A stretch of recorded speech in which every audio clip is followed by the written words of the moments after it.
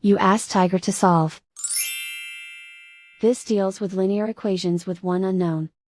The final result is n equals 5. Let's solve it step by step. Simplify the expression. Expand the parentheses. Simplify the arithmetic.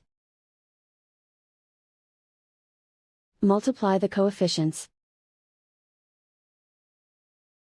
Group like terms. Simplify the arithmetic. Group all constants on the right side of the equation. Add 32 to both sides. Simplify the arithmetic.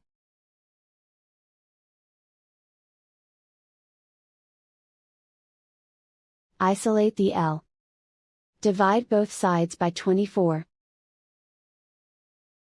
Simplify the fraction.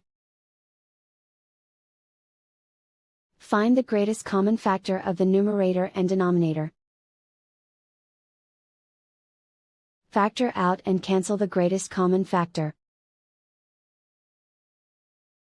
And so the final result is n equals 5.